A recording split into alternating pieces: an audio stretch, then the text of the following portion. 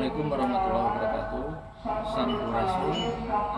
Perkenalkan, nama saya Dian Cahyadinata. Saya sebagai Kepala Desa Margaruyu, Kecamatan Manujaya. Tempat tinggal saya di Kedusunan Patrol, RT 4, RW 1, Desa Margaruyu. Jadi di sini kita melakukan penelitian tugas sosiologi tentang pemberdayaan komunitas berbasis kearifan lokal. Yang pertama itu izin bertanya apakah di desa Margaruyu ini terdapat ketimpangan sosial? Untuk di Desa Margaruyu, memang sudah kami rasakan ya, sudah terjadi adanya pergeseran. Jadi bukan hanya di Desa Margaruyu saja khususnya ya, tapi umumnya yang ada di Kecamatan Manujaya. Yang namanya ketimpangan sosial itu sudah mulai ada terasa pergeseran. Kenapa? Budaya kota atau kultur yang ada di kota itu sudah mulai merambah masuk ke pedesaan, khususnya orang-orang yang ada di perkampungan, sehingga hal ini terjadi pergeseran nilai-nilai budaya, nilai-nilai kearifan lokal ataupun nilai-nilai keagamaan. Yang ini memang dampaknya dari kehidupan perekonomian, di mana sandaran masyarakat sekarang itu bisa dikatakan lebih mengarah kepada nilai-nilai materialistis, nilai-nilai kebendaan. Nah, ini yang menjadi tugas kami di pemerintahan, khususnya pemerintahan Desa Margaruyu. Kami bekerjasama dengan lembaga desa, kemudian dengan tokoh masyarakat, tokoh agama, pemuda, dan semua elemen. Kita berpikir bersama bagaimana caranya kita membendung supaya budaya-budaya dari perkotaan khususnya atau umumnya budaya-budaya dari barat yang membawa suatu konsep kebendaan atau nilai-nilai materialis itu bisa kita bangun. Caranya dengan apa? Caranya dengan membangun suatu kehidupan sosial yang bermasyarakat sesuai dengan nilai-nilai Pancasila. Itu yang kita utamakan di sini. Jadi pedoman kita yang pertama adalah berdasarkan kepada undang-undang kenegaraan yang diatur dalam undang-undang tahun 45 dan Pancasila juga 4 pilar kebangsaan. Nah, ini yang menjadi fondasi utama sehingga kita harus bisa membangun. Kemudian yang kedua yang kita gunakan adalah fondasi kebudayaan, fondasi nilai-nilai budaya memang harus kita tanamkan di masyarakat. Caranya apa? Dengan membangun nilai-nilai kegotong royongan, nilai-nilai musyawarah dan mufakat, dan nilai-nilai kearifan lokal lainnya. Memang itu sudah menjadi suatu ciri khas karakteristik dari masyarakat yang ada di desa atau di perkampungan. Yang ketiga, bagaimana kita membangun nilai-nilai keagamaan.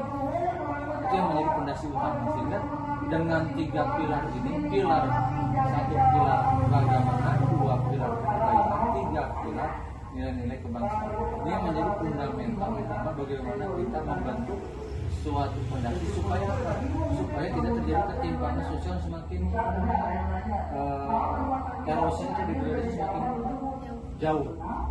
Ini tidak bisa terjadi sendiri, hanya dilaksanakan oleh pemerintah, tetapi harus bergandengan tangan seluruh masyarakat. Yang kedua, permasalahan yang ada di desa Margaruyu itu apa sih, Pak? Permasalahan di Desa Margaruyu terkait tadi dengan judulnya ya, bagaimana kita pemberdayaan masyarakat yang ada hubungannya dengan kearifan lokal. Di permasalahan yang ada di Desa Margaruyu, satu, masalah karakter, pembentukan karakter. Karena pembentukan karakter ini sangat penting. Jadi pemerintah itu bukan hanya sebatas urus fisik bangunan, urus jalan. Itu sesuatu yang mudah. Misalnya kita membangun suatu jalan aspal ya, itu hanya dalam waktu 1-2 bulan itu bisa beres. Kalau catatannya ada uang. Tetapi yang namanya membangun sumber daya manusia itu tugas panjang. Jadi itu proyek jangka panjang, membangun sumber daya manusia dan membangun sistemnya. Mau sumber daya manusia tentunya kita harus mempunyai suatu landasan konsep yang tadi sudah saya sebutkan tadi di awal, membentuk karakter keagamaan atau karakter nyantri, membentuk karakter budaya, sebenarnya karakter Nyunda ketika membentuk karakter pendidikan atau karakter Nyakola. Pertanyaan selanjutnya, langkah apa yang dilakukan oleh Bapak untuk mengatasi masalah karena kan Bapak kepala desanya. Yang kami lakukan salah satunya kita suatu program-program yang program itu bisa atau terasa bersentuhan langsung dengan masyarakat. Contoh misalkan program yaitu kita membangun suatu program yang berhubungan dengan pembentukan karakter pendidikan. Misalkan kita membangun suatu kebiasaan di masyarakat, membangun kebiasaan pendidikan yang memang pendidikan itu menjadi suatu kekuatan yang juga menjadi suatu daerah. Program tentang yang ada hubungannya dengan kebudayaan. Nah, tadi yang saya sebutkan tadi ya. Kemudian yang ketiga membangun tentang budaya agama.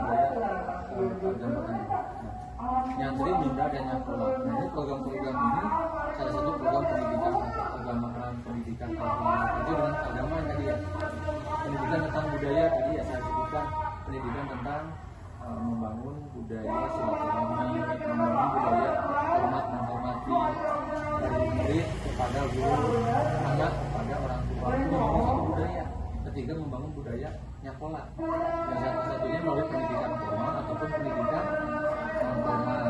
Apa pendidikan non formal? Yaitu pendidikan yang memang membangun satu keterampilan, salah satunya menanamkan 4 pilar kebangsaan. Tapi dalam aplikasi sesuai dengan bidangnya masing-masing. Misalnya adik-adik di sekolah, nanti ada tugasnya pembangunan 4 pilar kebangsaan yang ada dan sebagainya. Apa dalam mengatasi masalah tersebut melibatkan masyarakat? Tentu melibatkan masyarakat, yang menjadi objeknya ataupun menjadi subjeknya ya masyarakat itu sendiri. Tadi seperti saya sebutkan, misalkan bagaimana kita membangun budaya kearifan lokal tentang silaturahmi, itu sudah semakin jarang, sehingga terjadi degradasi gini. Mentang-mentang saya orang kaya misalkan, tidak mau bersilaturahmi kepada masyarakat yang nilai dari segi ekonomi di bawah kita, kan sering terjadi. Bagaimana cara kita itu membangun itu? Jadi tidak melihat sekat-sekat itu. Nah tentunya itu pasti melibatkan masyarakat, baik masyarakat sebagai subjeknya atau masyarakat sebagai objeknya. Maksudnya objeknya yang akan jadi bahan kajian, bahan penelitian, sehingga ketika dua hal ini dilaksanakan, ya insya Allah kita bisa menumbuhkan kembali nilai-nilai kearifan lokal yang memang sudah mulai bergeser.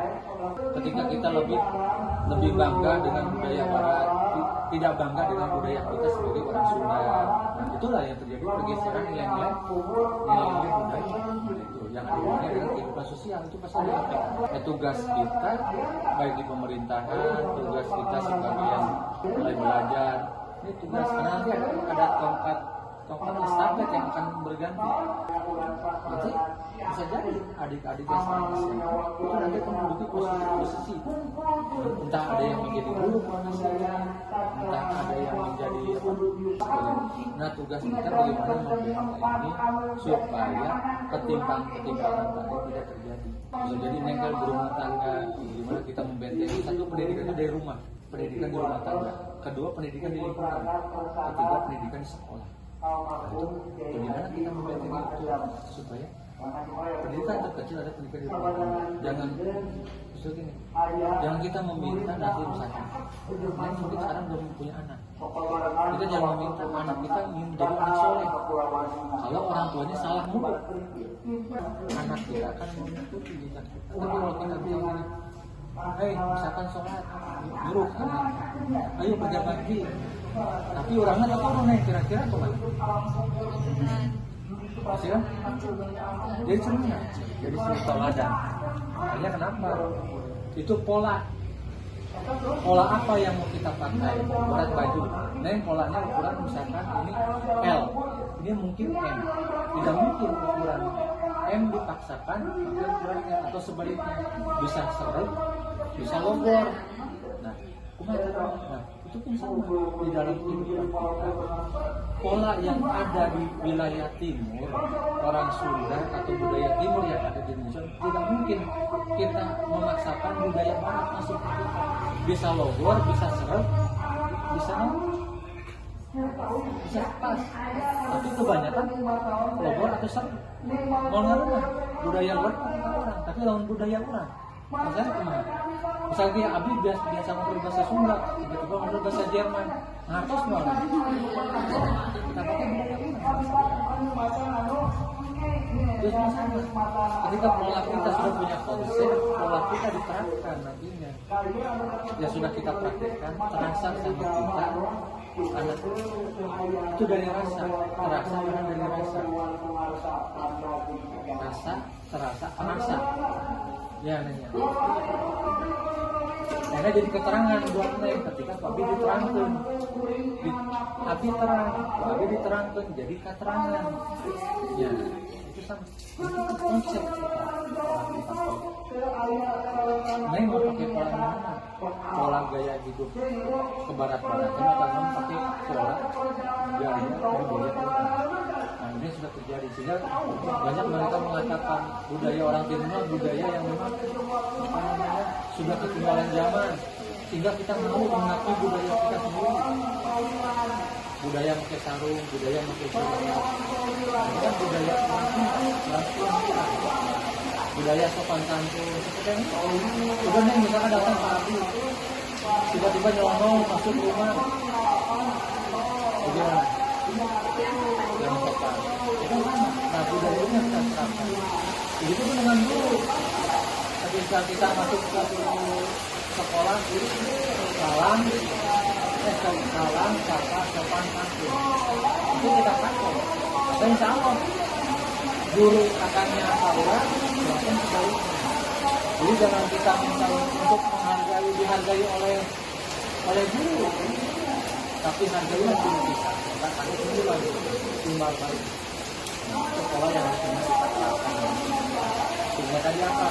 Pertimbangan ataupun pergeseran nilai-nilai budaya yang ada hubungannya dengan kehidupan sosial bisa kita jalankan. Itu bukan tugas pemerintah, bukan hanya tugas seorang guru, tetapi ini tugas semua yang masyarakat. Tidak melihat ilmunya, tidak melihat pangkat dan jabatannya, tidak melihat siapa yang miskin, tetapi kita punya kewajiban bersama. Bagaimana kita menjadi manusia yang beradab.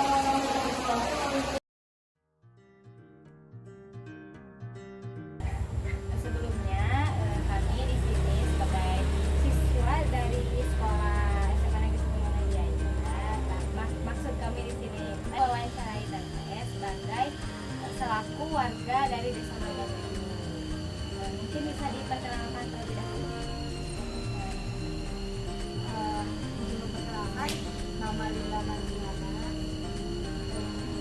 asli warga sini.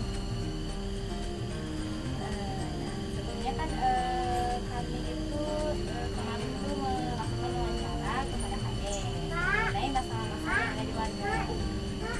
Mengenai masalah-masalah yang ada di sini, apakah ada mengenai masalah yang diajukan kepada desa? Ada salah satunya itu yang jembatan ambruk, jadi kan airnya itu tersumbat gitu ke sana ngalir gitu. Mungkin diajukan ke desa. Sekarang udah diperbaiki. Berarti sesuai ya sesuai sama apa yang diharapkan oleh warga.